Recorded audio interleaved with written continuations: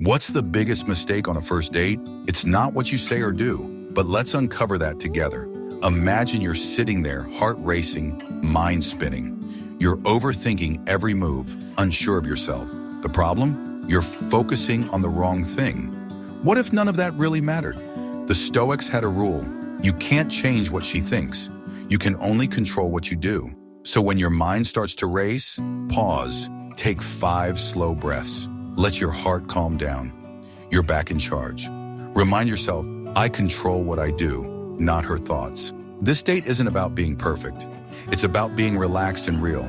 That's where confidence shines. When you stop managing her reaction, you let your best side show. But there's still one thing you're missing. We'll uncover it. You've dressed up, checked the mirror, and it all looks fine. But something feels off. It's not your clothes, it's your mind. Many think getting ready is about looking sharp or practicing lines. But the real prep, it happens inside. It's not about impressing her. It's about showing up as yourself. Before you go, pause and ask, what matters most to me?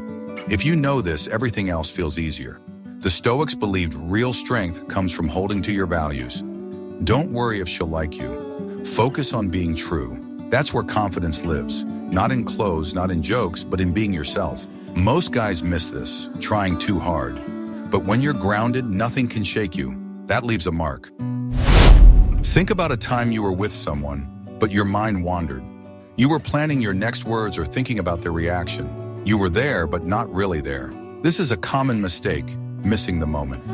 Stoics taught that true connection happens when you're fully present. When our minds drift, we miss the little signs. Her words, glances, subtle cues. If you're not there, you miss chances to connect. Try this. If your mind wanders, press your foot on the ground. This brings you back. It's not about saying the perfect thing. Just show interest, listen closely, ask questions that show you care. When you're in the moment, the words come naturally. The key? It's about being truly there. She'll feel it. That's what sticks. You leave the date and doubts creep in. Did I mess up? Was she not interested? That feeling starts to settle. But here's the Stoic truth. Rejection isn't about you. It never is. Most guys replay every silence or awkward moment. But Stoics remind us, we can't control how others feel. We only control how we respond. Each moment checks your mindset, not your worth. What if things didn't go perfectly? Maybe she didn't laugh at your jokes. Maybe there's no next text. Here's what you do. Thank her for her time, smile, and walk away with your head high. Rejection isn't failure. It's feedback, part of the journey. No matter how the date went, stay steady and confident. Her reaction was never yours to control. A lot of people think what happens after a date is critical. But here's the truth. It doesn't matter. Worrying only drains your energy. Many get stuck thinking, will she want to see me again? But a Stoic would say, pause. Focus on where you are, not where you might be. Imagine being on a date. Instead of thinking about whether she's having fun, you let that go. You stay right here, in the moment. You laugh, share, connect. That's what counts. The secret? When you stop caring about what's next, the date becomes richer. When you're not trying too hard, you're calm and real. Remember, there's still one big thing. We'll get there. What if the best thing you could say on a date is nothing? Silence often makes people nervous. They think if they don't speak, they lose control. But silence isn't the enemy, it's a friend. Imagine asking her a question. Instead of talking, you pause. You let her speak fully. You don't rush, you're truly there. This is where real confidence grows. It's not what you say, but how calm you are when you say nothing. It shows her you're patient, sure of yourself, and genuinely interested. A calm person isn't afraid of quiet. He knows it builds connection. Embracing these silent moments sends a clear message. You're here, you're listening, and you're fine just being together. What do most fear on a date? It's not being turned down, it's showing who they are. We're often taught that sharing feelings shows weakness, but what if it shows strength? Imagine this. You're on a date, and there's a moment to share something personal. You may want to hold back, but that's not real.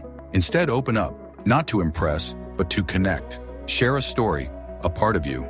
Her reaction doesn't control you. Whether she smiles or doesn't, it doesn't change who you are. Real confidence isn't about hiding.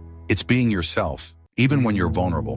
By doing this, you show her something rare, a person unafraid of being real. Imagine sitting across from someone, shoulders slouched, eyes darting around. What does that say? Even without words, your body speaks. The Stoic way is steady and sure. Own your space. Move calmly. Don't fidget. Sit with your shoulders back. Keep your gaze steady. If there's a pause, let it sit. Don't rush to fill it.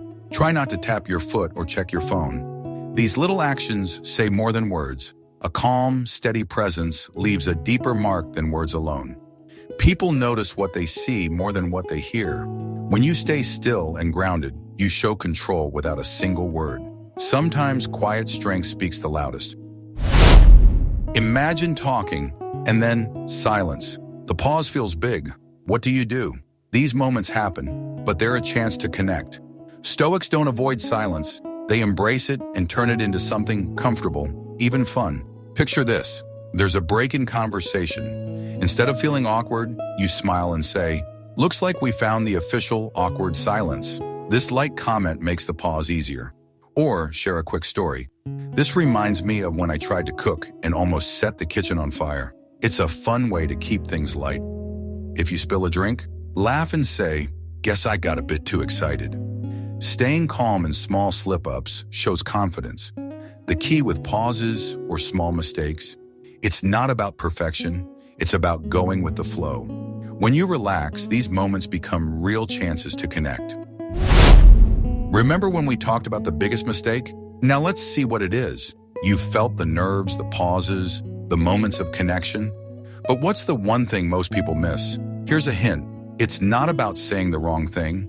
It's not about running out of things to say.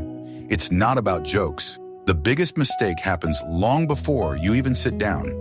It's easy to want to impress, to think every word matters, or worry about her reaction. But here's the truth. You can't control any of that. The biggest mistake? Forgetting yourself. Every pause, every nervous feeling, they don't matter as much as you think. What really matters is staying true to yourself. That's what people remember. Next time, don't aim for perfect. Just be real. That's when you make the best impression.